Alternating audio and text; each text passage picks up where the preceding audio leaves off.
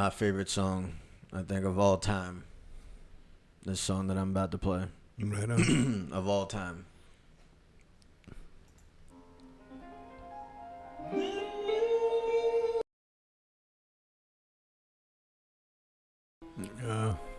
ever heard this song before? Life is a mystery. Life is a masquerade. The Masquerade, yeah. George Benson. I think at one point or another, this was somebody's favorite song at one point or another. A lot of people.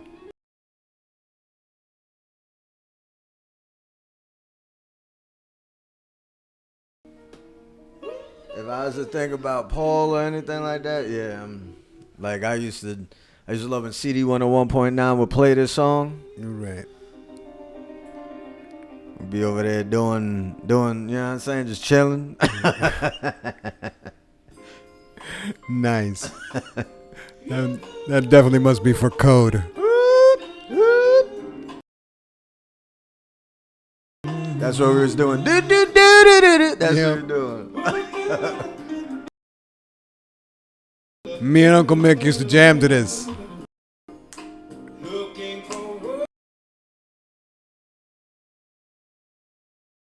It's classic right here. Woo!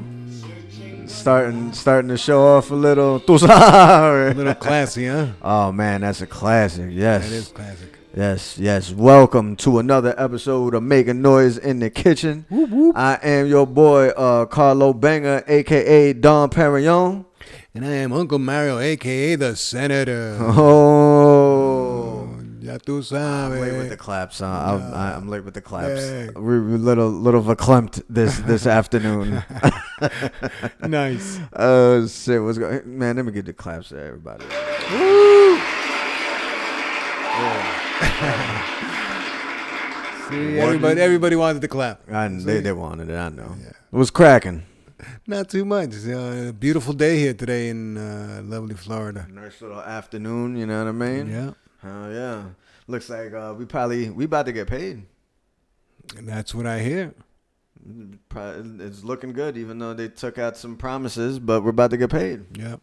So as long as they go back to those promises and they work on them. Well, one of the promises I guess we're speaking on is that minimum wage. Right. You know what I'm saying? That got taken out of the big relief package bill. The you know relief what I'm bill. saying? Yeah. Which is whatever. Like I said, it's whatever to me if it gets taken out of that bill. But as long as if Biden is still riding on that until, you know what I'm saying? And it's like, all right, if it's not going through now, it's, we're still going to chase after it. And, I mean, I haven't. Have you heard anything from him about him saying? I've heard Nancy Pelosi come up and yell that this is adamant that we need to do. Well, she 15. said we'd come back to it as well. Yeah, well, yeah. I've heard her say it. Yeah. Have you heard? I haven't heard Joe Biden say it. No, I haven't heard Joe because he's still hoping for the best. I mean, hoping for the best for what? He knows by now that it's not going to go through with that piece of policy in there. I think regardless, that relief bill is going to get passed. Everybody's going to get that $1,400. Oh yeah. But I'm saying about the $15. Get the $15, right? But which is I want, you know what I'm saying, we need to hear him say, hey, we gonna keep this going though. Oh yeah, absolutely. Don't think it's a wrap. Exactly. You know what I'm saying? So hopefully we hear something from that mug. Because you realize that it's not $15 for everybody. It's $15 for federal. Okay, so it's $15 for federal employees.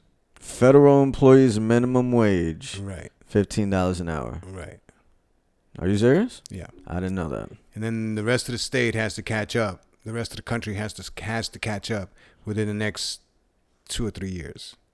I have to look. Yeah, I didn't even know all that. Yeah. That's very weird to me. That sounds all crazy because I mean, that's what a lot of people are like, you know what, I'm just going to jump on board now and pay my guys $15 an hour so I don't have to go through this craziness every couple of years about trying to hire people. And even though $15 an hour, a single person can't live off of $15 an hour, but yet and still, like, So just federal employees, there's a minimum wage of federal employees of $15 an hour. That don't even make sense though. Well, Why right would now it's somebody not. go Right work now, for the minimum wage is $10 is like $7.50 an hour. That's yeah, minimum and, wage across everywhere. across everywhere. Yeah, right. across the board. So that's the federal level. yeah. And that's what they're going to raise up to 15.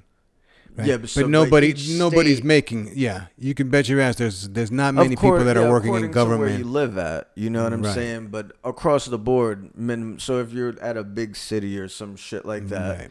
the minimum wage, you're not going to be working in the city of Manhattan, Right, for minimum wage. under $15 an hour. You know what I'm saying? Right. Understandable. I mean, $15 an hour though, across, like, of course, you know what I mean. That's across the board. You're not gonna go to, like, you know, Alabama and Right. expect $15 an hour and working at the local Cumberland or something like that. Of course not. You know what I mean?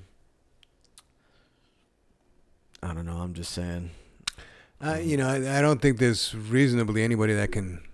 I mean, they say it's above the poverty level, but when What you is think above the poverty? $15. Shit, it's at the poverty level. What the fuck you So, talking about? To think that people can survive on $15 an hour on You a have to on get a in a 40-hour week, there's no way. No, you have to get in a relationship, because then that's when you'd make $30 an hour together, Right. and then you can Stay under the same roof and pay the same bills and you know what I'm so saying. and so, You can yeah. let some. Hey, that's the trap that the government is trying to set for you. The new generation today, they want to be. There's a lot of single people, women that aren't planning on having kids and things. They're going through that shit in China or Japan or something like that. They're actually paying people to have kids because of the population that's going down over there. They don't want to do that. A lot in Japan, they're actually they're starting relationships with dolls and Exactly. computers. They're trying to get away from people. They're trying.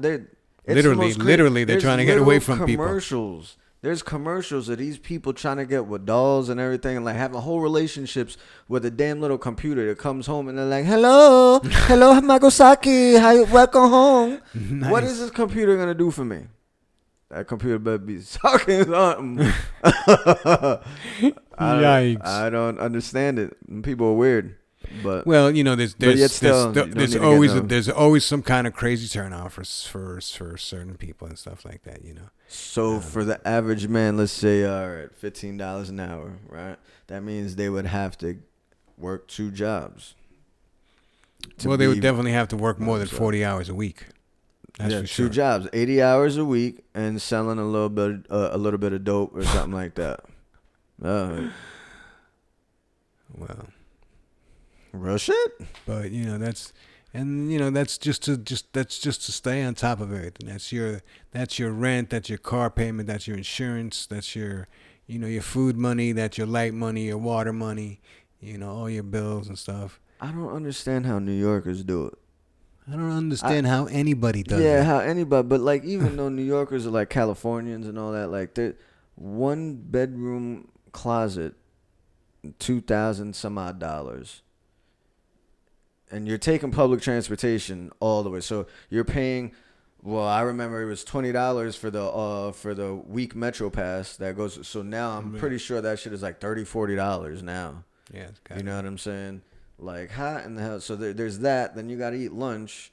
And now all those hot dog stands and all that, dollar pizzas and all that, I don't think that's really out there like that right now. And then what? So like this shit, no, I don't see it. It's hard for everybody and anybody. I mean, I was listening to this lady on the news saying, my mother never had to go to food pantries and pick up food at the food pantry to feed our family, and here I am finding me going to the food pantry 3 times a week, just to stay on top of things. It's bugged out. I was just watching Steve Will Do It's video last night. He, that crazy guy in the Nelk Boys or whatever, he'd be chucking all this shit. But he ended up finding a homeless dude, and he brought him to a massage parlor to get tugged off after you know what I mean. But before that he brought him to a hotel room and got him some clothes and stuff like that. But the dude was telling the story, and he says he was, coronavirus hit and he ended up getting homeless and he's been on the street since then. And you never know if you can believe these stories or whatever. Right. But you know what I mean? It made me think of that. Like then they just picked up the homeless dude and show like, imagine if coronavirus hit you that hard, like you just straight homeless like that right now. Apparently that's up. Oh yeah, that's a statistic that's up. And there's even Americans that are going and trying to smuggle drugs to the U.S. right now. They're catching a lot of Americans at the Mexican border trying to smuggle in drugs. Trying to make that one big hit. It's a rough time we live in. It's a rough time we live in, She looks like the cartel's wife, the one that just got busted about to snitch on everybody. Yeah. She look like that bitch. Did you see that shit? She's about to snitch on El Chapo's wife. She sure about is. to snitch she's on not going everybody. down. She's not going down that way. I mean, of course, I'm pretty sure the feds labeled her as, she worked and she helped him escape and everything. Made it look real shitty. Right. You know what I'm saying? So they can get her ass and scare her. And so they were like, yo, you were there for everything. We're going to have you snitching. I don't even know if I should be speaking on this shit. This nigga's so crazy. But like, it's I don't think she did. She's folding and the nigga was probably like, if he's a real G, he was like, go ahead and tell your heart out. He said, regardless, I'm not leaving here. You know what I'm saying? If I was him, I'd be like, I'm not leaving here. Say everything so you can get your ass on and live your life. Exactly. And prove what you got to prove, because I'm sure she's got money in places that nobody even knows about. Exactly. So go ahead and prove what you got to prove. Let me do my time so I can come out and fucking go play with my money. I don't think she's going to do any time. I think she'll do a couple of years maybe. She's Spanish, so. Yeah, maybe she was Caucasian. Maybe she could have gotten away with a little bit of shit. She'd have been a Lori Loughlin. Exactly. She could have been another Lolly Loughlin. Yeah, man. They should have called her Lolly. Lori Loughlin. That's a Lawless. tongue twister ass name right now. Lori Loughlin. Money Lori Loughlin. Lawless, you mean? Oh, my Lord. Yeah, I mean, I don't know. I mean, and then that's a whole different. You really think that she would? Look at that. Look. This one right here walking out. The wife of El Chapo, Mexico's most notorious cartel leader, was arrested on Monday on drug trafficking charges. Emma Coronel Esporo, a dual U.S.-Mexico citizen, she kind of looked like Kim Kardashian a little bit, was arrested at Dulles International Airport in Virginia and charged with conspiring. Is that her bodyguard next to her? And distribute heroin. That's probably the most deadliest bitch out of the whole crew right there. Is this she one? Got them right big bionic titties. For real. The smaller they are, the bigger the titties. Yeah, that's how they're gonna power cocaine, marijuana, and methamphetamines Coño. in the U.S. Coño. She has been under investigation by U.S. authorities for at least 2 years as an accomplice. Yo, she's like in her 20s or something like that. She's a former Miss America or something like this that. I don't know. She's the wife. She's the last wife. I don't know this nigga's story like that. But yeah, I don't know him too. Like, yo, she's stacked. Like for that dude is the El Chapo, like a small like little. Yeah. He liked looking. Brothers kind of motherfucker. He liked getting the best of the best. She's some kind of fashion queen or beauty queen or some shit like That's that. crazy. Former beauty queen. Yeah. Yeah, but she's set up right now. She does the smart thing. She does the right thing. And who knows? I mean, I don't want to. Or some shit. Yikes. Hey, man, he's that ruthless. He's that real.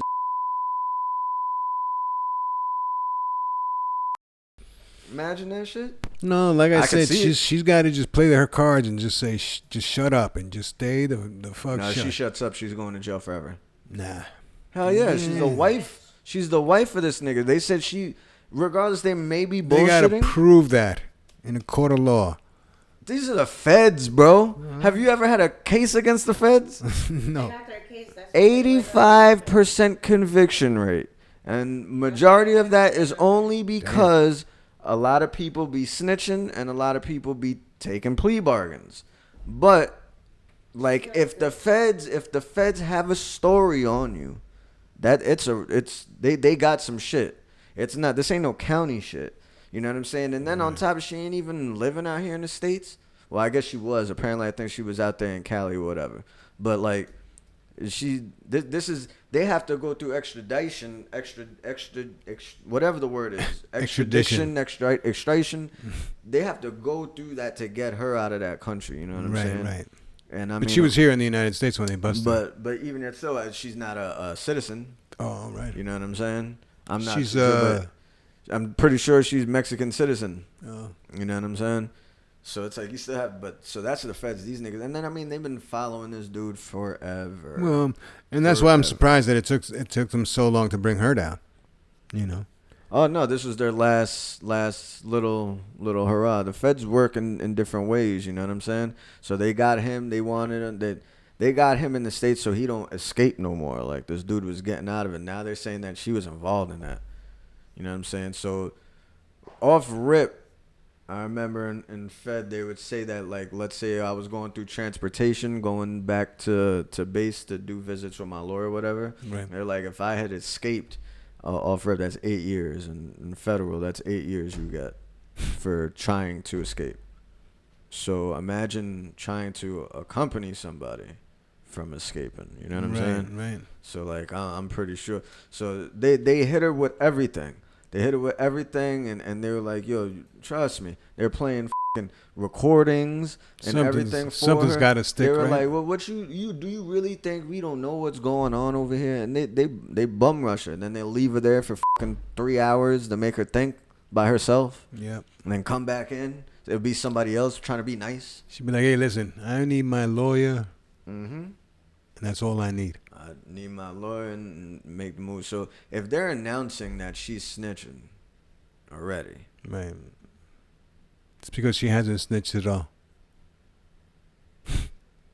They're just making the pot hot for her. This isn't the 70s no more, though. The feds can't do that shit no more. Come on now. Just like you said, it's the feds. There's too much social media, and these people...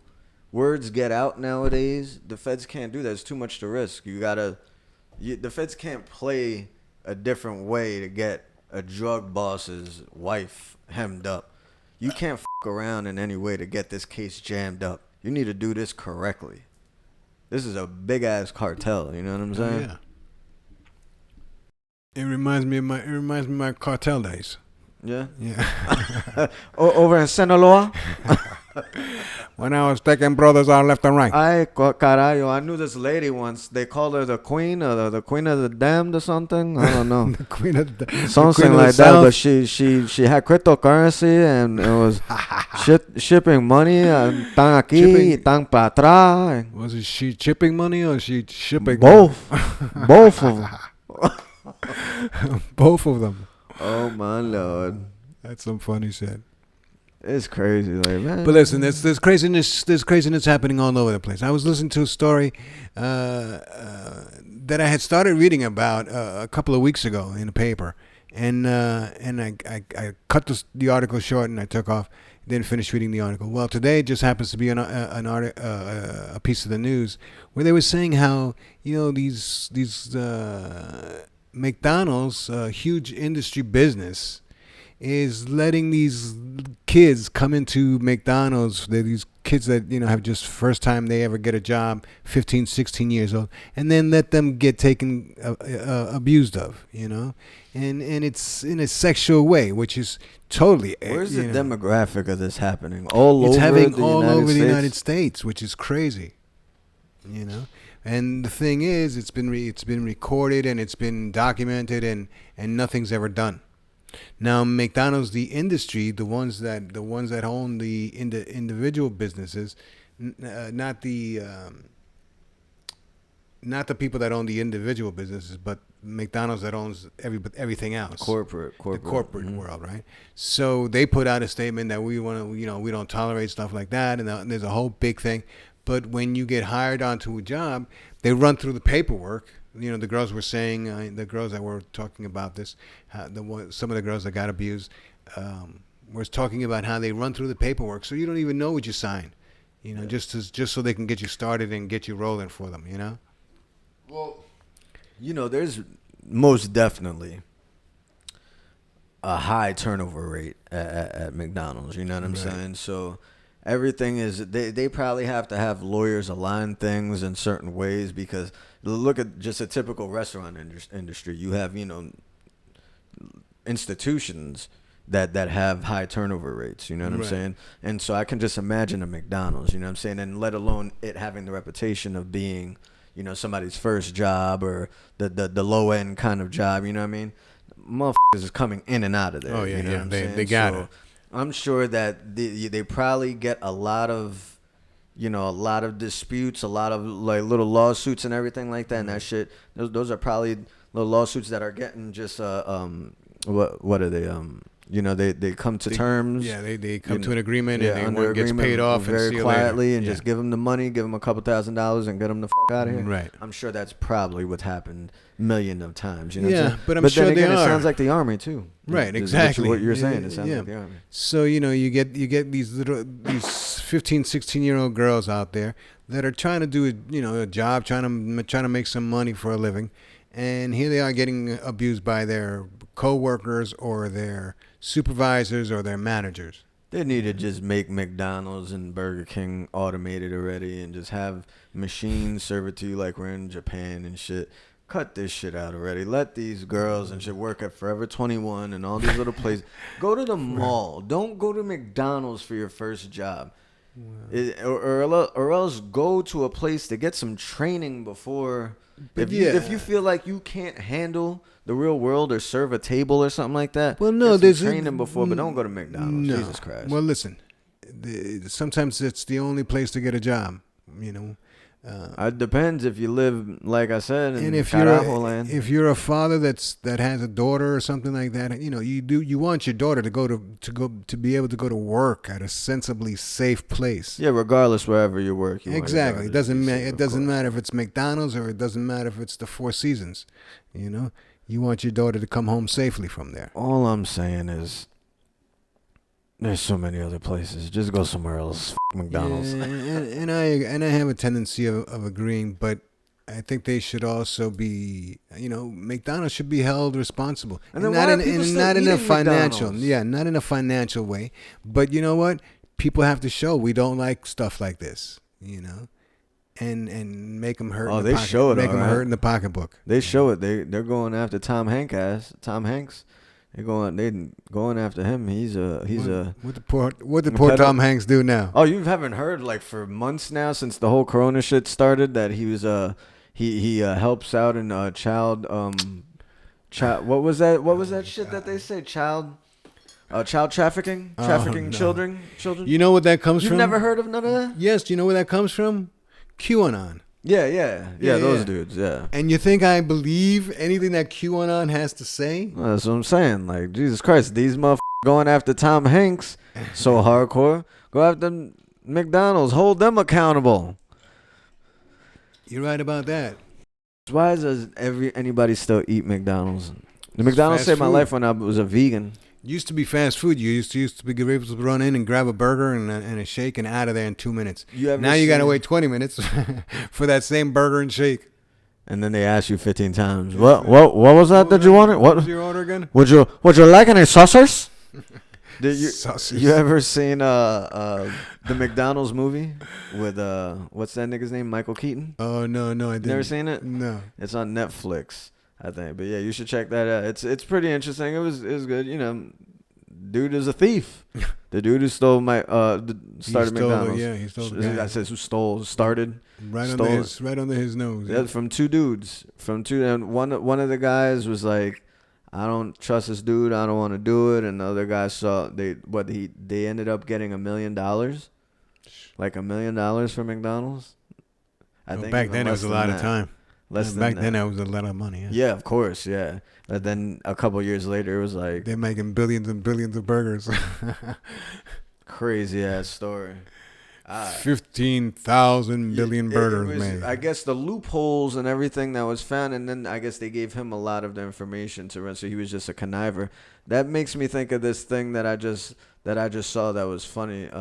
This dude is a loophole in how this guy ended up an owner of a $300,000 house, and the neighbors are hating because this nigga's like, so You wanna watch this little clip about this real quick? Yeah. This shit is hilarious. Flower Mound's Waterford Drive is lined with well-managed $300,000 homes. So when a new neighbor moved in without the usual sale, mortgage-paying homeowners had a few questions. What paperwork is it and how is it legally binding if he doesn't legally own the house? He just squats there. Lee Lowry and her husband told me the house down the street was in foreclosure for more than a year. The owner walked away, then the mortgage company went out of business. Apparently, that opened the door for someone to take advantage of the situation. Kenneth Robinson told us he's no squatter. He says he moved in on June 17th after months of research about a Texas law called adverse possession. This is not a normal process, but it's not a process that's not known. It's just not known to everybody. Robinson says this That don't even make fucking sense. But okay. Just because you don't know about it doesn't mean it doesn't exist. That's what he's saying. Yeah, that's it. It would have been better said that way, but whatever. gives him rights to the house. It's an online form he printed out and filed at the Denton County Courthouse for $16. It says the house was abandoned and he's claiming ownership. I went through, looked at it, and added some things here, you know what I mean, for my own protection. The house is virtually empty, just a few pieces of furniture, no running water or electricity. But Robinson says just by setting up camp in the living room, Texas law gives him exclusive negotiating rights with the original owner. If the owner wants him out, he would have to pay off his massive mortgage debt, and the bank would have to file a complicated lawsuit. What? Robinson believes neither is likely. So if he stays in the house, after 3 years, he can ask the court for the title. That's your goal eventually, is to have title of this home, to be the owner of this home. Absolutely. And I'm on record, you know what I mean, at this point, you know, since I possess it, I am the owner. Robinson posted no trespassing signs after neighbors asked police to arrest him for breaking in. But Flower Mound officers say they can't remove him from the property because home ownership is a civil matter, not criminal. Lowry and her neighbors continue to look for legal ways to get him out.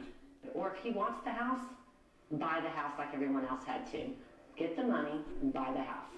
Robinson says he's not buying anything. As far as he's concerned, the $330,000 home is already his, and he has the paperwork to prove it. Casey Norton. Good for him. Good for Yeah, him. straight up, straight the hell up. Let's give this black man a round of applause. Jesus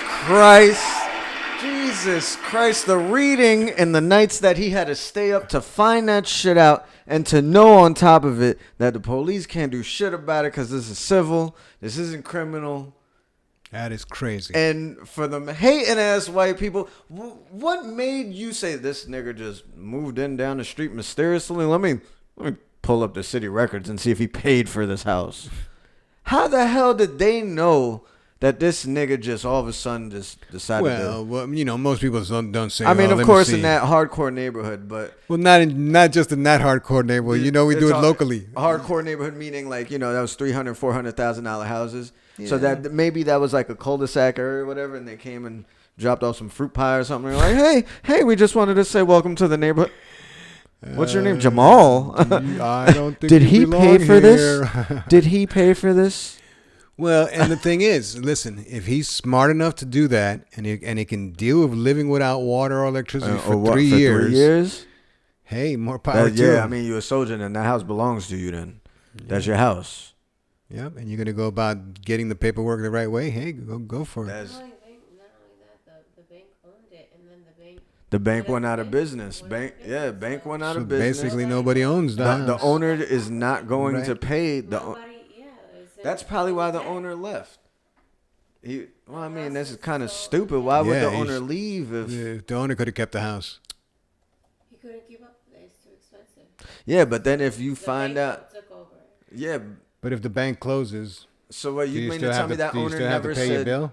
You mean to tell me that owner never said, "Oh shit, the bank went out of business. I'm gonna go back in my motherfucking house and look up, see what happens. The bank went out of business. I ain't got nobody to pay." The bank owns the house. Yeah. So if this man can walk up inside of that property and say it's abandoned, I can say as the owner of this house, the bank didn't take, the bank is no longer. I'd be like, well, the bank is abandoning this house, so this is my house. Right. And I've been here, homestead, for years. This is my house. That's very weird. That is very weird. Because What if somebody else does the same exact thing? To him, Yeah, files the paperwork and goes in there and goes and tells go the black to, guy, goes get into the another fuck out of room. here. This is Yeah, my goes house. into another room and sets Right? up camp there. And there'd be a white guy coming in. No, nigger, this is my house. Get out of here. He'd be playing from the gate. Playing from the gate. This is my house. I'm going to call the police right now. That black dude's like, I'm out of here right now. I swear to God, I'm out. And the white dude's like, dumbass motherfucker. Look at that. This ain't my house. So you get a fireplace. You make sure the place has a fireplace, right? Because of those cold nights. There you go. You know. There you go. Damn, maybe that sounds like a loophole that you can make money off of. You can make a lot of money off of right there. Getting the listing of foreclosed homes and seeing, I mean, majority of the banks are still going to be, that's like, I think that's kind of like a once in a, depending on the area, if there's like private banks in that area. Yeah. You know? Around here, that's hard to find a private Yeah, bank. so I mean, you'd have to go to like Texas or something. Middle like of the that. state or something like that, yeah. Yeah, some shit like that. Go to like Ohio, Oklahoma. Yo, you remember Roman Atwoods? You don't remember the little family I used to watch on YouTube? The white family when he had the little kids and everything. Anyway. So what about this little family? This one little white family. Well, apparently it was a family that we all used to watch and everything. They used to make stupid little videos on YouTube, and anyway, apparently they had some stalker, and the stalker they disappeared off of YouTube for like 2 years or something like that. I heard about this story. And so they came and did a video, and they were saying, yeah, they had a crazy stalker, that they had a death in the family, and the stalker threatened to bomb the funeral, and they were calling their house, got their insurance taken off of their car, got power shut off in their car, and they got babies in the house, and like real crazy psychotic shit. And so what do you, I mean, I can imagine, what do you do? I mean, what do you do to try to keep your family safe, you know? Christ. You don't know where it's coming from either. Exactly. Like, you know what I'm saying? You don't it's know like the guy's nuts. So it could probably be some little nerdy little punk and just fantasizing over some little YouTube family. Like, what? It was the most stupidest. I was like, this is crazy. But anyway, I saw they did a video last night, and they just got a new house. And the house looks like decked the out. Like, oh, nice. Yeah, like real nice. At house. least, you know. I figured you might have remembered who it was. I think when you see him, remember Smile More? He was like, everybody got to smile more. You don't remember that shit? Well, whatever. You're fired. So, anyway. But that's funny. That's funny. What, a family getting a family getting harassed every day? That they're back already. You know, you would think that a family that went through all that craziness would be scared of, well, they of the ended media. up getting the you know? FBI involved. Jesus Christ. Yeah, they ended like up. It was a show. One of the shows. Let me pull up FBI the little files picture. or So this. Hey, Trump is talking right now. I know. You know what? Let's hear it. It started out. You look at it. I just clicked on it. The first thing he says is he's China already virus. being racist. That people. It had a massive impact on the election. Other abuses Yo, you of know- the 2020 election. You know, last night I watched, I guess, that CPAC event. It's happening in Tampa. Yeah, it was happening for 3 days. So all of a sudden, I'm on Reddit, and they say a rapper is rapping with Roger Stone in his new music video, and I'm like, a rapper rapping? Let me see who it is. Sure enough, go and click on it. It's this guy that I met in the underground circuit rapping with in Miami. His name is Blow. Has this big old tattoo on his face. He's a southern white boy that obviously just got money from his parents. Who knows? I don't know. I ain't gonna disrespect the dude like that. I don't know. But this dude, obviously, he's got bread. He's got money. And this dude had this nigga Roger Stone just dancing in his video and everything. I was like, this. Apparently, he's a big ass Trump supporter, and he made like a song like bigging up Donald Trump and everything like that. Yikes. The world really has gone mad. I couldn't make a song about a presidential nominee. Like, I don't give a that much. No, I care, but I don't. That's just waste. That's just a waste of my time and energy. So a waste of record space. Exactly.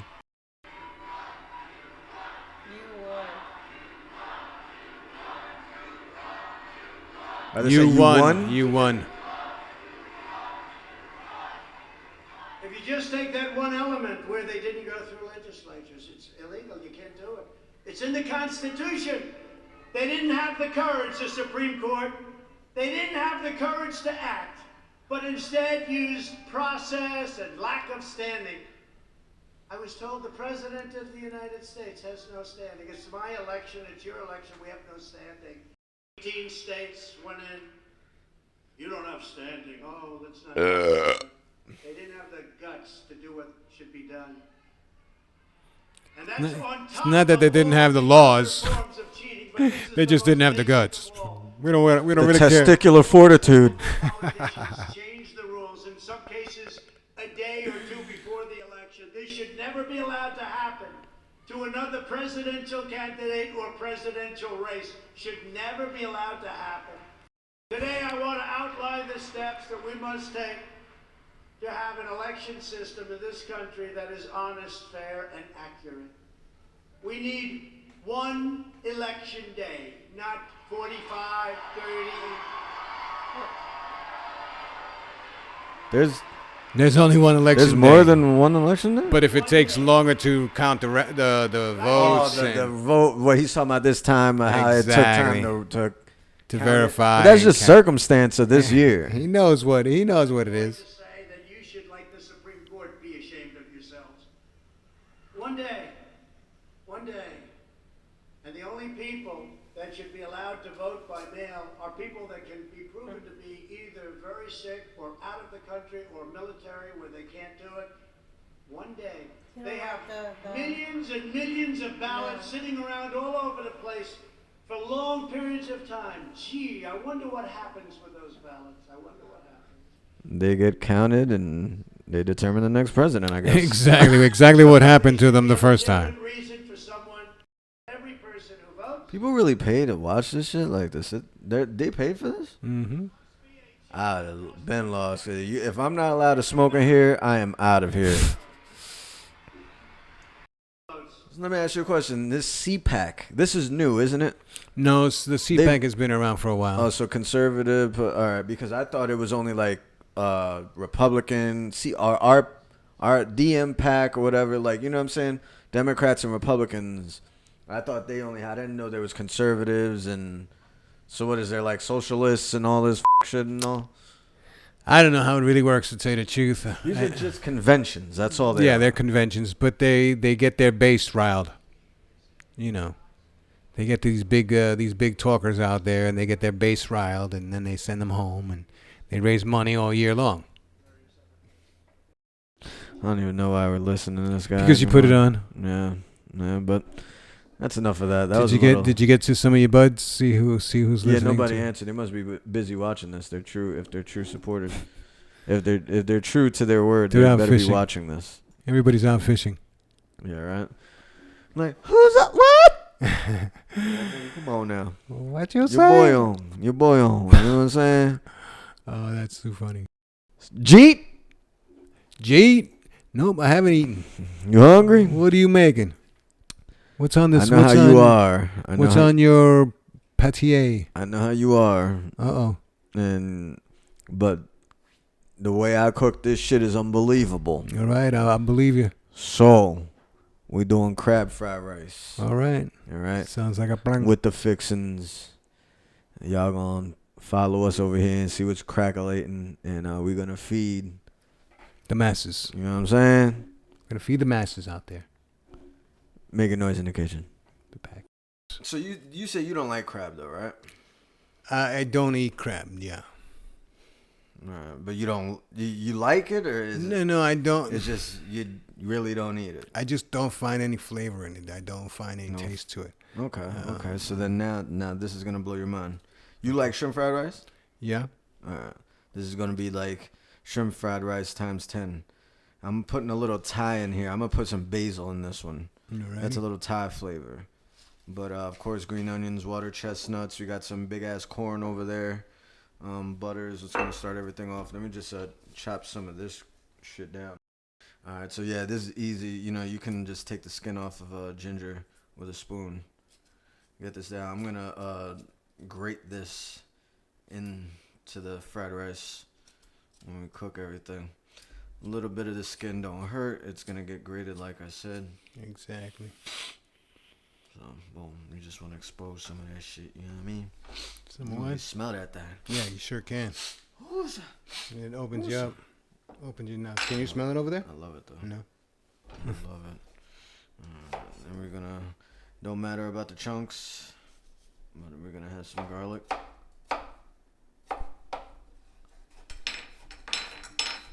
Hello.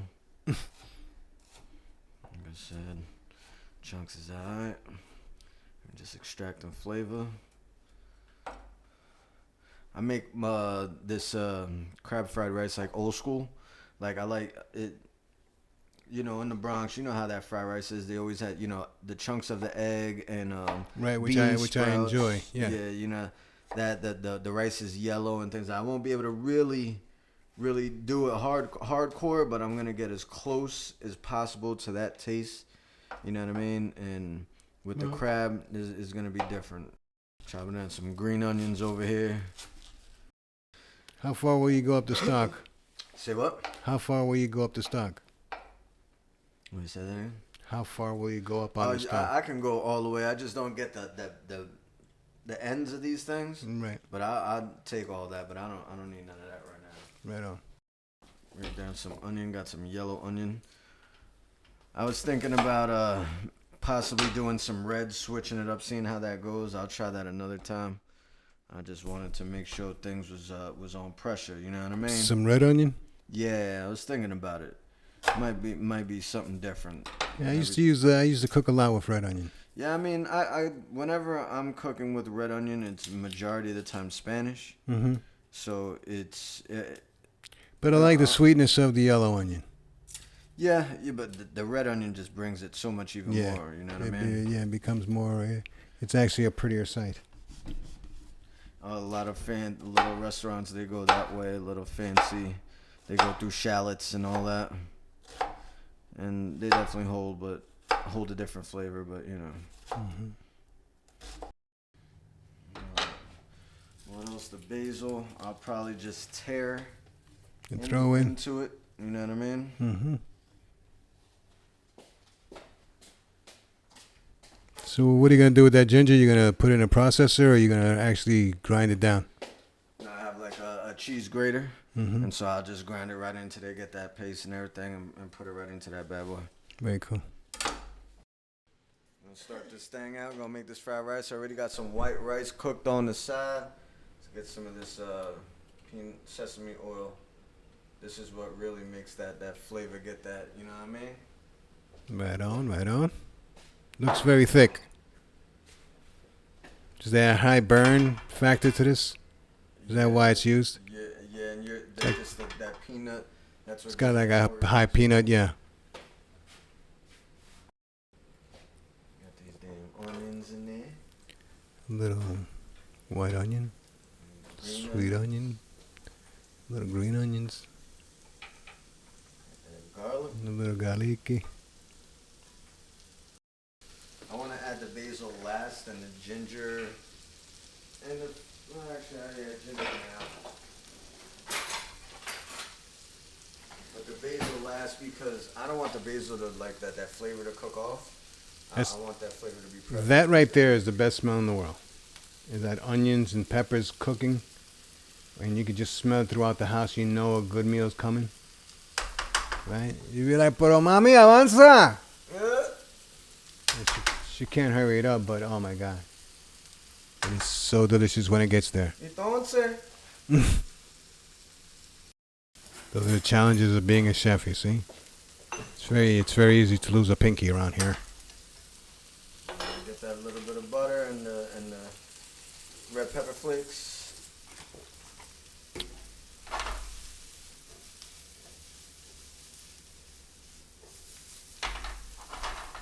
Like I always say, I wish there was smell-o-vision because I would like everybody to just be able to smell this. Put a couple of these water chestnuts. Chestnuts roasting on an open fire. Oh. Throw this white rice in there. It's already been Oh. cooked down. I didn't see the rice. Soak up some of that. I didn't see the white rice coming.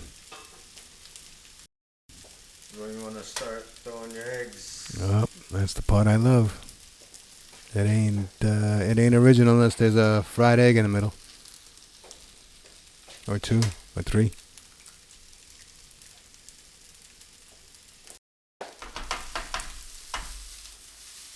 Oh, beautiful thing.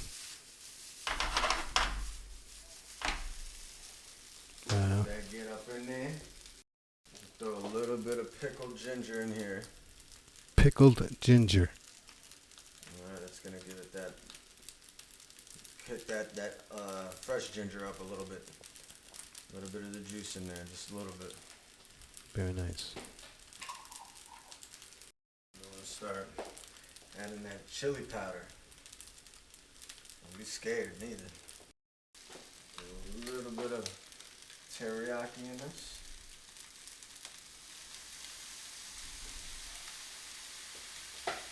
A little oyster sauce.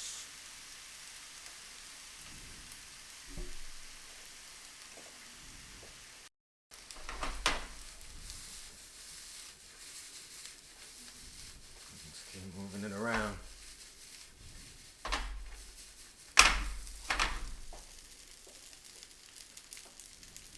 Got these baby carrots in there. Those are cute. Bean sprouts. Little sprouted to the bean. Move around. Some chili garlic sauce. Uh-oh. Alright, it's gonna kick it up, but it's also just gonna give that good flavor. Give it a little pow. A little bit of good flavor. A little bit of soy sauce. And there's chunks of crab in there.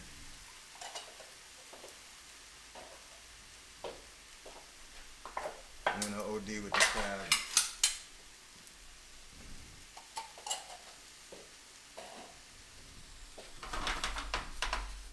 Woo! Let that crab sit under there for a second. Holy moly. Let's see what's cracking. Use some fresh cracked pepper. Fresh cracked. Flip this over a little bit. Move around that sambala. That chili paste. Let the rice is down there roasting. It's alright to get little burnt pieces because that's what Makes it good. in New York. That little Sure. bit of burnt on the rice and shit. What about that lobster made nice and warm? Crab. Crab, I'm sorry. Crab. And the chunks of them, I like keeping them in chunks so you get a nice bite of it and the flavor, like the butteriness mixed with everything, is gonna be right. Alright, I got basil leaves. I'm just tearing them.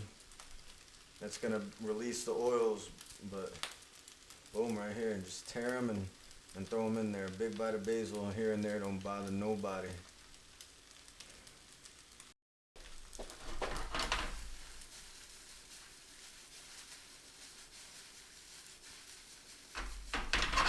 Beautiful. Pretty thing. Beautiful. So what you do, right? You grab yourself a nice little, one of those bowls. Don't be scared with it. Good Lord.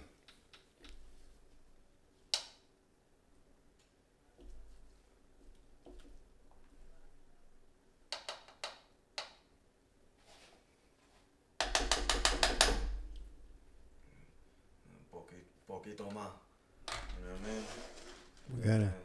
That thing to the side. That's a pretty bowl right there. And you just grab some of the crunchies. And you pon on the crunchy así.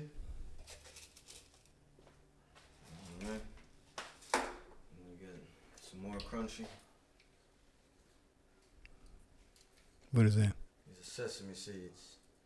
The first ones are crunchy noodles. Can I make it? You can make it. Noodles. And then you got some sesame seeds over here for more cron cron. You know what I mean? Put that in Japanese mayo. Oh, nice.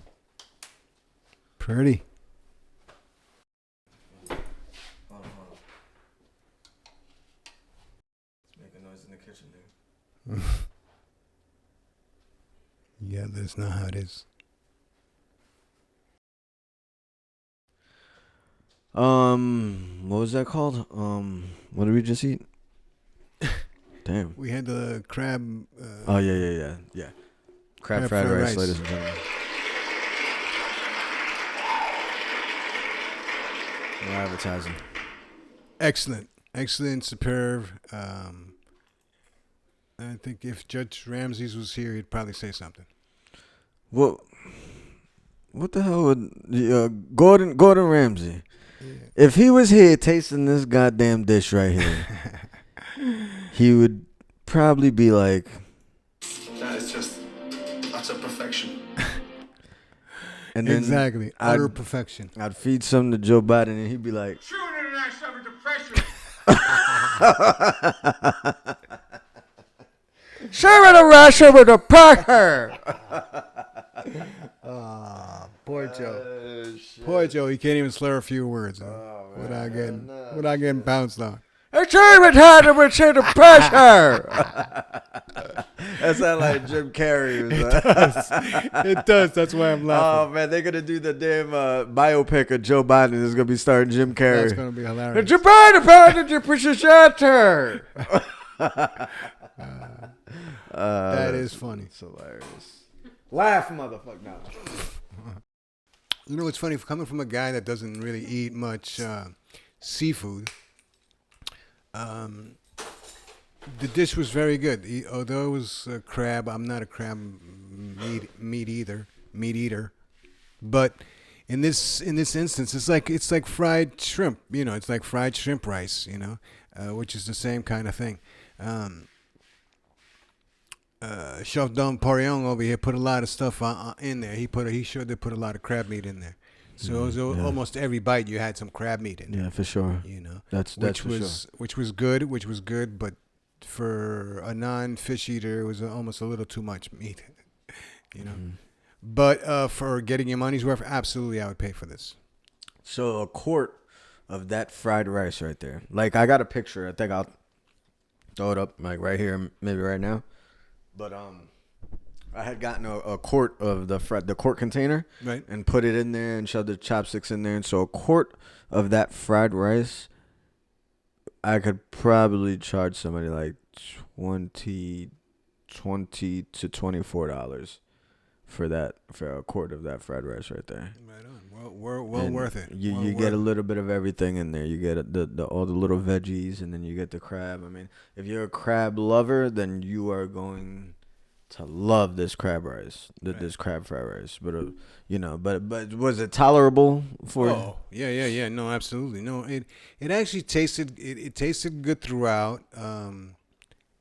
It's just my crazy way of thinking about things. So. But that's on me. That's not on the meal. No doubt. Crab fried rice, my guy. Yeah, no, I made it before, and it was definitely something busting. I know the kids love that shit, and I definitely had a. It's very quick to do too. You got some leftover white rice in the fridge, you just need a couple things and put that thing together, and you'll make something magical. You know what I mean? And it could be with anything, chicken, whatever kind of meat. Yeah, of course. Yeah, switch it up. Shrimp fried rice, all that. This is just the basic concept of the basic construct of making some fried rice. Exactly. Yeah, you know what I'm saying? Exactly. So Uncle Roger have a total and all vegetable them. Fried rice if you'd like. I didn't put the MSG in there like Uncle Roger and all these niggas are like. I didn't put all that, but So it was absolutely, it was very good because I love fried rice in general. Then and switch it up Thai a little Thai style, putting basil in it. Mm-hmm. Basil is not Didn't even notice really the No, basil. absolutely not. I didn't even really notice it. Absolutely not. If anything, you probably would have needed like twice as much basil Probably. than the recipe had, because it really wasn't noticeable at all. We had went to a sushi spot in Fort Pierce Friday night, and gotta admit they were pretty good, man. They had we ended up getting the yellowtail, pretty much sashimi. You know what I mean? And of course, you ain't messing with none of that. No. But the yellowtail sashimi, the jalapeno on it, and That's a big old fish like this, right? well, it's they cut the the meat down into skinny little slices, and they put in the sauce and everything, and like that. It was really good. It's raw, it's not cooked. Yeah, it's raw. Yep. Who ate that? Huh? Who ate that? All of us. Oh, wow. The children, everything. You guys are crazy. Ain't no games. That shit was good. We got some Thai fried rice, which had basil in it. Nice. So I had basil here. I was like, why not throw it in there? You know what I mean? Mm-hmm. We had like a bunch of different sushi rolls, and we all shared. You know what I mean? Nice. And yeah, it was buzzing. A lot of people that like fish, have a great time, eating out and stuff like that, because there's a lot of little places, and it's little like nooks and crannies that you can get some good seafood at, And you're in Florida, bro. Exactly. You might as well take advantage it's like of it. you're here. I got to get my seafood connects better. I catch them on good days sometimes, and then sometimes it's like, oh my God, I just walk away from the seafood counter. But there's a couple spots over here that I gotta go to. I gotta stop slacking and really hit them up. But Nanette, get ready for next week, cause I am on like creative tip. I'm taking the drive to certain establishments to pick up the ingredients that are needed. Crazy. And there's about to be some serious shit going on. Can you give us any hints, any teasers? I'm definitely looking at what is it called? Damn tomahawk. I'm looking at the tomahawk steak. Nice. I'm looking at that. I'm looking at pho. Making homemade pho. Your interpretation of homemade pho. No. Actual homemade pho. I'm not gonna do all that crazy shit that we were talking about the other day. Right. No, I'm making I want to make an actual pho and make it here in the house, and it's gonna be a couple days, whatever, a day of cooking down, draining the bones, everything. I want to get everything and really do it. Right on. So that's gonna be pretty dope. That one I'm gonna film the whole process, but I really wanted that's like a bucket list for me. Right on. You know what I mean? I'm gonna do that one. Yeah, the tomahawk is looking serious. It's gonna be an outdoor one. Yeah, I'm looking at doing an episode here coming up outside, and I think that's gonna be pretty cool. Cool. And I think that would be perfect for a tomahawk one. You know what I'm saying? Have candles, and really do it like restaurant style, like how I really want to do these outdoor things. You know what I mean? Right. Show everybody what's cracking out here in these streets. You know what I mean? Sure. Yeah. Not that there's much cracking in these streets. Yeah, you know what I mean. But besides the streets themselves.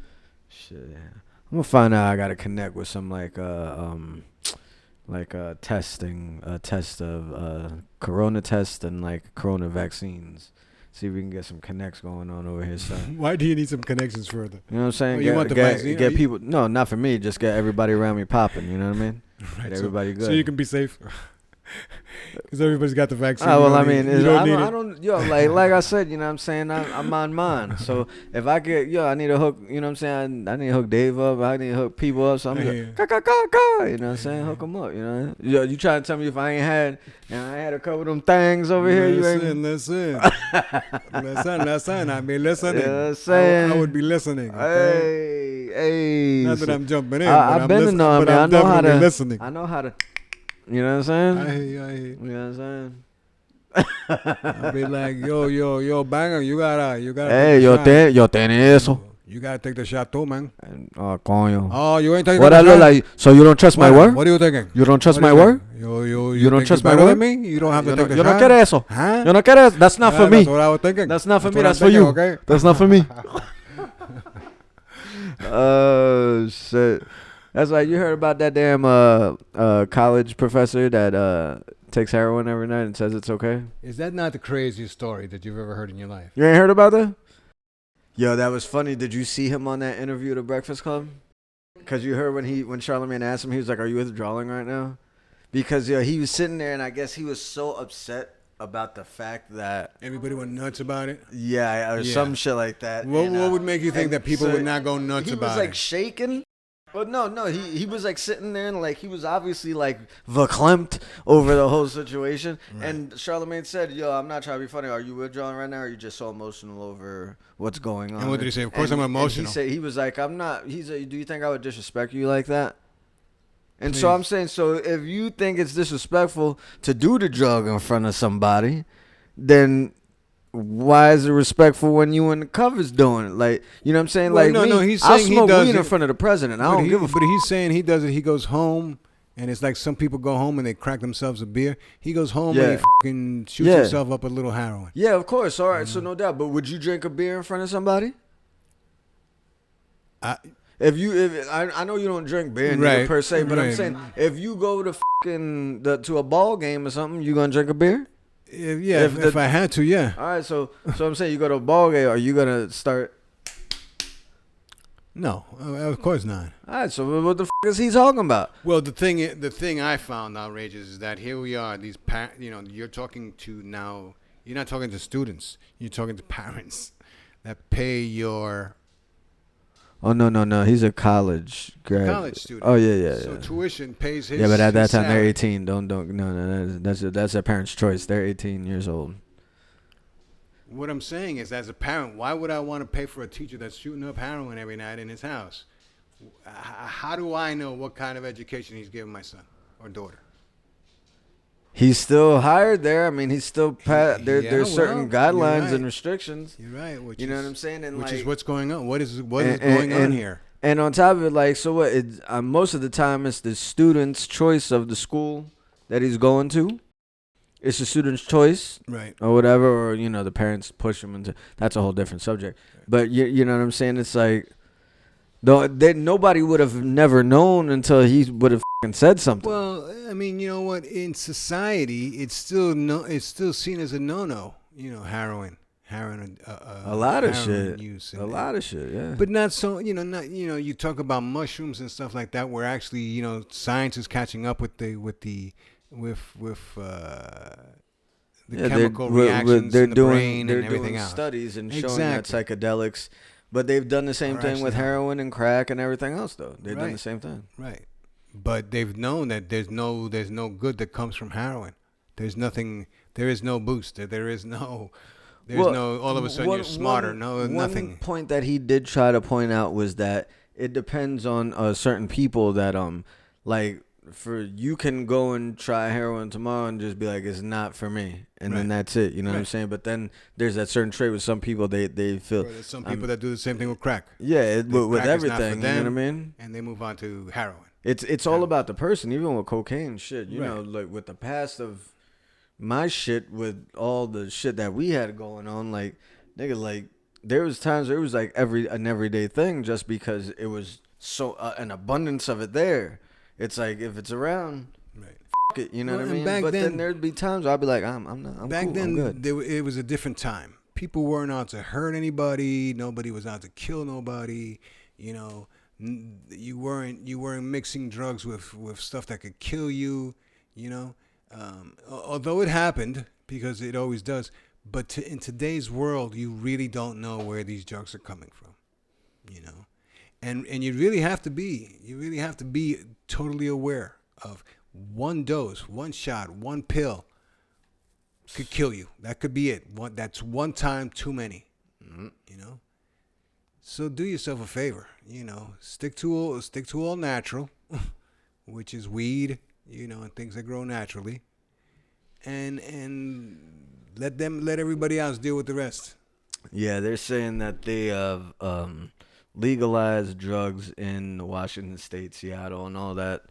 So it's they can decriminalize it, make a better way of handling people with the crimes of the drug. You know what I'm saying?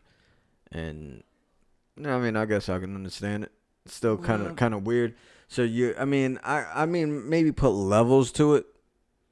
Well, and I'm not gonna legalize drugs, no matter no matter what. I mean, I partake occasionally here and there, but I'm not gonna say 100% across the board I'm legalizing drugs. No, I would probably legalize natural stuff like bud and mushrooms and things like that. But that's about all I would legalize. You know what? If you're gonna make something synthetic, you're out. It's not. You can't get it legal. All of a sudden, you're talking about chemistry, and no, we're not doing that. So that's the way I look at it. So chemists out of this and get them all Out. the out. Out. That's crazy though, but chemists come up with. Well, but that's what's going to happen eventually. I mean, It's a double-edged sword, I guess, if that's the proper term of saying. It's regardless, you're damned because if you do, people are going damned to if use you it don't. underground anyway. We need these people. I don't know if we need them, but people are there. We need chemists, man. Oh, we need chemists, of course, but we're not drug chemists, not chemists that deal with but I mean, making that's drugs science, better. You know what I'm saying? No, that's not science. It is science. It is science, just like how they figured out how to make meth. Like, you'd be fucking crazy. Look, even with that Walter White movement, you know what I'm saying? It takes science to fucking come up with that crazy ass shit. It's chemicals. But there's some people that continue that line. They know that it becomes an addictive substance, and it shouldn't be used in the human population. Meanwhile, they take it and run with it. Let's see how good we can get this thing. It becomes a drug, and that's what it is. It's like I want to find out who really came up or found out about K2. Like that shit is really crazy, and we won't go deep into my K2 past, but like to find out that this chemical gives you the same feeling as smoking weed is like that. So why not just smoke weed? Because for people who can't, like on parole or in the army. So it's a synthetic weed. It was basically. That's no good. It's like bonsai tree fertilizer. Right. You know what I mean? And you're spraying this shit on. You can sprinkle down some parsley, whatever. It's kind of like making like dippers when I was in DC selling that shit. Like you can. It's kind of like that. You just crush the shit down and spray it up and. Like, you would be able to get this shit in liquor stores. I was flying out to Texas, and when I land in Texas, I get out there, and I be by myself, whatever, rent a little car, whatever, and drive around and find the smoke shops, and the head shops will have K2. And you could smoke this K2 without... Isn't that the stuff that drove Britney crazy? I don't know. I think it was just her crazy ass is being crazy. I don't know. No, it ain't. I don't think it was. No, I don't know. Never heard. That's what it was. It was K2. It's fake weed, basically. Yeah. They said, what's his name? Her husband was smoking it, and she just couldn't deal with it, and she just. There was a chick that I knew that I forget who it was, but basically the chick drove into her garage door, into her mother's house, her parents' house, or whatever, and ran and got killed. Basically, she killed herself and going through the garage door, driving in it because she was tripping off her K2 and shit. Britney's girl. No, nigga, some chick that I just knew, like, you know what I'm saying? And you were saying she went to Britney's house and tore up the garage door. What the hell? Was tripping off a fucking K2 and drove directly into her garage door. You don't have to yell at me. Come on. And the bitch died. Like, I'm like, how you die going through your garage door? Anyway, and I met another chick that she was smoking K2 and it got her. It turned her deaf. She couldn't hear no more. That's crazy, you see? So it's I like, don't do shit like that. I was meeting all these damn people with K2 issues and shit, and man, I was like, man, let's roll one of these motherfuckers. Oh my God. I'm telling you. That's why I don't do crazy shit. I'm like, listen, I'm an all nature guy, and that's what I do. That's what I stick to. I believe in becoming one with nature. Only green grass. Becoming one with the universe. One with each other. Acid is good too. Then last time I had a real good shroom trip was, was it going like a year ago? I don't know. Might have been a year ago. Last time I had a good shroom trip was about, let me see. looking at shit. Was the police coming, nigga? About 4 or 5 years ago. 4 or 5 years. About 2 years ago. Jesus Christ. About 2 years ago, I had it. I mean, the first time I ate shrooms, I was in the woods. Everybody eats every time. The course, first time yeah. anybody eats shrooms, they're in the woods. Of course, Putnam Valley. Well, yeah, yours too, because you're in Maryland. We were at my mom's house in Maryland. But yeah, the first time I ate them, I was up in like, we went to these power lines, and like you're sitting underneath it, like in these trees or whatever, but you hear the electricity, and so you know when you're tripping, everything is like extra loud. It's like, you're like, what the? Oh my Lord! Yikes! We're like, let's get in the car and drive back to Nick's house.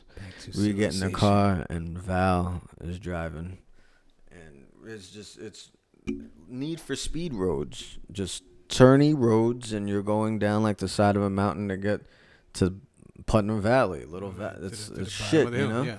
One lane this way, one lane this way. This nigga Val's driving down this damn road. All of a sudden he starts pressing on the brakes and slowing down like if we're coming to a red light. I was like, what the f is going on? And then he put on a signal light. And he stops and he's looking. I was like, nigga, we are in the woods. There is nobody coming here. He was like, oh shit, my bad. And turned it on and kept driving. I was like, I can't believe I'm letting this guy drive. Exactly. Oh my Lord. But we made it back to the house. Time to switch drivers. Oh shit. We made it back to the house. I was 16, so I wasn't in no shape or form ready to take on any responsibility. But I've driven afterwards, you know. No, we did it in Lake Cassie. Lake Cassie, we went out and a bunch of friends got together. And we had a barn fire and everybody started tripping. And it was one of the best nights I ever had in my life because I just laughed and laughed and laughed. And then one of my good friends started having a bad trip and that just made me laugh even more. And I was just hilarious. I brought him down though. I was able to make him land because he was pretty high. So, but it was a good night. It was one of the best nights ever. The last night I tripped, I couldn't stop laughing for like fucking 10 minutes. Last night you tripped? No, the last night I tripped. Not last night. Nah. I don't think I'd be able to sit here right now. It was at night, but it wasn't last night. I was laughing my ass off for no damn reason. It was ridiculous. That's funny. It was ridiculous. Hey, so I know somebody here that needs to hear this Subway story that you got. What's Subway story? About the time when you worked at a funeral home. Funeral home work, the best kind of work. There's nobody there to bother you. Tell them about the night when So let me ask you. I'm sitting in my office. So what was a typical night like for you? What time would you start your day? All right, I would start my day around 3. 3 in the morning? 3 in the afternoon. 3 in the afternoon. Okay. So 3 to 9, something like that. You know. But and then if something came in, I would stay till late. I would stay until 12, 1. Something came in. 2 o'clock. So one night I'm sitting there and it's like it's the summer. It's like just about to be the summertime. Everybody's happy. The schools are buzzing. The kids are happy. It's beautiful outside. The weather's getting better, and it's prom time. And I'm like, I'm so excited. I see the kids all getting dressed up for prom and taking pictures and everything else. At our funeral home, we had some gorgeous, gorgeous locations. So this is a franchise, this funeral home? Yes. Okay. So where was the one that you were working at? I'm going to block this out, but where was the one that you were working at? Okay. You pass it all the time. It's the only one. It's a crazy funeral home out there. Anyway, so they had some really beautiful locations, so people would come and take pictures there. You know. Hold on, before we get to, because you're getting to the story, right? Yeah. All right. No, hold on. So your typical day, you get there, right? All right. So you start your day at 3. So like, how would you start your day in a freaking funeral home? Like, what would be the first couple things you do? I would go in and I would check in with the manager, with the cemetery manager, and he would tell me what came in. There's a cemetery there with it? Oh yeah. Okay. Yeah. So he would tell me what came in and what had what needed preference and what needs to go out and what's going to stay in and what we're going to do and with what. So I'm like, okay, so I get a list of stuff that I need to do. So on a daily basis, there'll be like more than one body that comes through there? Oh, yeah. Okay. Yeah. Okay. I So mean, every day, there wasn't a day where there wasn't a body? no, there was days without bodies. Okay. Yeah. There was days without bodies, and you would just clean the place and do whatever, putz around. I got you. Nothing major. But so that's what you would do. You would just wait until something came in, and you would take care of it. So if something came in, and they were like, okay, so if it was a somebody that just died of old age, in their 90s, but they're gonna get cremated. So we would have to go in and take the pacemaker. If they had a pacemaker, we would have to take the pacemaker out of the body, and then flush the body and do whatever you need to do with them. So now flushing the body. So you're pretty much putting a tube in them and sucking out all the blood, and then replacing it with that shit with embalming with fluid. embalming fluid. Yep. So you would just flush that through the system. You would open up both arteries. You would usually open up arteries in their neck because that's the easiest. Would but you could also witness like the actual body, like it turns white as it's happening? Yeah. It turns whiter, and then when you put the other chemical, it turns tan again. Alive and Yeah, it becomes like a flesh tone.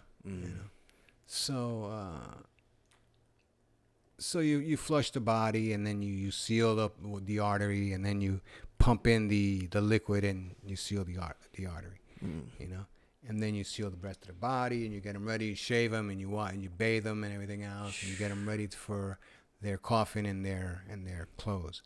The family brings the clothes. They show you a picture of what the guy used to look like or whatever, and the makeup artist comes in. She takes care of him. You put the clothes on him, and it's very simple. You just cut the back of the clothes out, and you just wrap them forward pretty much. Yeah. And everything just gets wrapped around them, not really placed on them. And then they're ready to go. We probably lost half of the people right here after this shit, but I'm trying to swoop by it. So. I'm sorry. I mean, because I know people are like, oh my God. I mean, yeah. I mean, like people don't. These aren't questions that. And I mean, there's certain situations where I've looked into it while the time is really fucked up time to be looking into like how the whole process goes down while you're losing a loved one. But I mean. it is what it is. It's a part of. You can't change anything about it. No, you know what I mean. It's a process that everybody has to go through eventually. Yeah, regardless, you're gonna go through it. For there to be new life, there has to be old life, and who knows if there's probably better shit beyond here. But who knows? Anyway, so all right, so that was a typical. So the day that most sticks out to your brain. One of the first. I don't mean to be smiling about it. So one of the days that most sticks out in my mind was, like I said, I was going into a story earlier where it was prom time in the state, and everybody was getting ready for their proms, and people were taking pictures and all kinds of stuff. And around 3 a.m. I guess no, it must have been earlier. It must have been about 2 a.m. We get a call where they're gonna be dropping off 3 bodies. So the situation probably happened like 1 a.m. Yep. So they're gonna drop off 3 bodies. I'm like, okay, I'll be waiting for them. They actually dropped off 6 halves. These people were cut in half by a train. They tried beating the train. They did not make it. They were cut in half by the train. It was one of the gnarliest scenes I had ever seen. And they were kids. They were high school kids going to prom. That's fucking. In their tuxedos and everything. So you receive. I mean, I'm not, but so you receive halves of these kids, and so what, you have to put them together. So what happens is. Depending on what's going to happen, if the mortician, if the MI wants to see the bodies, if the state mortician wants to see the bodies, and then we'll take them to the state mortician, and he'll do whatever he needs to do, and then hand them back to us. But like 2 out of the 3 bodies, we just had to really stitch back together, put in a sealed bag, like a body bag that's one piece body bag, so it holds everything together, and then you just wrap it, so everything's nice and tight. And then you get the clothes on him, and as long as from here up he's good, you're good. Do you get visions of this shit? No, no, because this is life. Understandable, but this isn't a job that you were like, that you ran into this job. Where'd you find this job, on Craigslist? Yeah, actually, I did on Craigslist. So I'm saying, like, this isn't something that you're just like, this. No, I started out as a groundskeeper. So I started out as a groundskeeper on the thing, and I worked there for about 3 years as a groundskeeper. And then they gave me the office job. So I had to get dressed up every day in a suit and make sure I was presentable, because I would be dropping off, bodies at the airport and stuff like that. You know? So I was like, okay, no problem, So, and then eventually they were like, have you been seeing what the mortician's doing in there? And they'd be like, yeah, I've been watching. He goes, can you do it? Yeah, I go, yeah. He goes, okay, so you're going to be doing this for the next... Just like that. Until we hire a new guy, you're going to be doing this. Just like that. And what year was this? Wow, this was when I first came to Florida. So we're talking about 2001. 2001. Yeah, 2001, 2002. Because it was before 9/11, I was already working. It was before 9/11? Yeah. Because I was in Job Corps, so it was 2001. So 2000, 2001. Yeah. That's like literally when I left to go to Job Corps, you got that job. Yeah. How much were you making? I was making good money. I was making $12 an hour. For back then, it was good money because nobody in Florida was making $12 an hour. So especially in this town at that point where there was nothing but sand dunes. Right. So unbelievable. That's some wild shit. But it was a good gig. It was a good steady gig, and I probably could have stayed there forever, but you get itchy. And I mean, who wants to deal with that for the rest of their life? Exactly. Would you really want to do that for the rest of your life till you retire? Well, you know what? I was going to get my mortician's license and embalm the bodies. I was doing it already. I might as well get paid for it, and they get paid good money. So and I'm saying you're sitting there and it's just there's nothing else you have to do. Well, I mean, you're gonna have to see some crazy ass show. You wouldn't have to, embalm a half a body like the ones that you ran into. Is that a special case like that? Well, no. Yeah, because you're still gonna put embalming fluid in, but you're just gonna cap the arteries off in a different area at the end. So if they're cutting half at the torso, right, you gotta find the artery. Yeah, and you'll find it right away because it's cut squirting. That off. Yeah. Some sick ass shit. It's not. It's nature. I mean, of course, but I mean, like, Lord have mercy, you got to do that. Listen, I remember when I was like 7 years old, we were watching PBS in the basement of the house in Mailpack, and we were watching an autopsy going on from the state examiner's office, and they were doing an autopsy, and my mom was going to school at the time, so she was watching it. So I was sitting there watching it, and like nothing. Yeah, I know. I sit through it. Even live, doctors always ask you, can you handle this? I can handle all that. I know I can. That's fine. It's just, I think the thought for me is just to do that shit every day, to wake up early in the fucking morning and do that every day. Well, and that's the thing that gets you is, and I'll tell you, one of the worst ones that ever got me was you start getting insensitive. I come in and I look in the refrigerator. I came in early, so nobody said nothing. I went right to the refrigerators. I opened the refrigerators to see what we got, and there's a little baby in the refrigerator on a stretcher, and she looks like she's sleeping. What do you mean? She's dead. There's a little baby. Wait, okay, so hold on, tell me.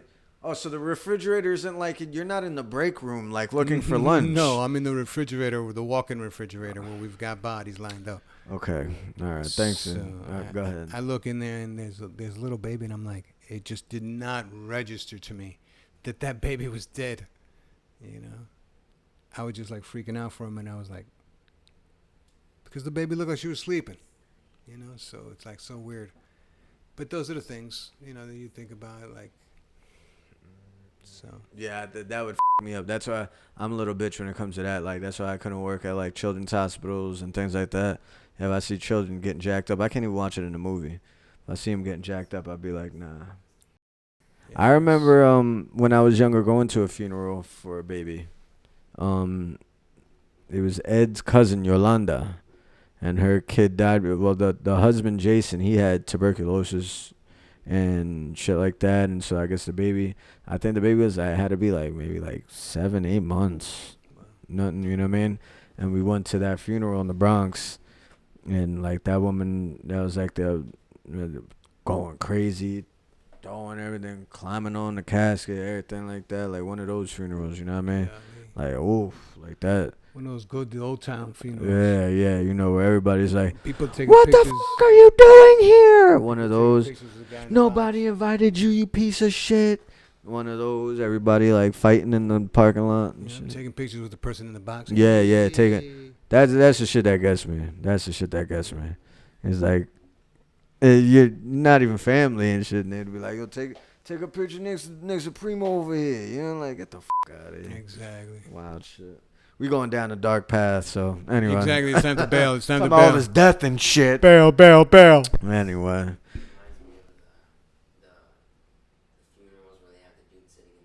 Yeah, you see that shit, the new funeral styles? No. Where they sit up, they got them on a chair. There are no caskets no more. They be over there posed up and everything. Right on. Yeah, that's how I want to do. That's how I want to go. Right. Put me in, you know what I'm saying? When I die, I want to be standing there, like, you know what I'm saying, like this. I want to be like this. You know what I'm saying? Like I was most of the time. You know what I'm saying? Buzzing out. Exactly. Oh, check it out. Anyway, you got anything? I'm good. I think I've talked my brains off tonight. Another episode of Making Noise in the Kitchen. Check us out every Sunday. We're going to start amping this up more with more videos. You see, check out the little recipes we just released. You know what I'm saying? We're going to have some content coming up. I promise you it's going to be an interesting month. We're going to get these out earlier than Sunday, right? Straight up earlier. We're doing these things earlier now, and they won't drag on till now. Well, I mean, we're just like pretty much starting it in the old school right now. But anyway, follow us on all social media platforms, you know what I'm saying? And please be patient with the store. I need to reboot this store into something special. I am not happy with it, so rock with me. Have that patience. It is your boy, Carlo Banga, a.k.a. Don Perignon. And Uncle Mario, a.k.a. the Senator. Out. Check us out. Making Noise in the Kitchen.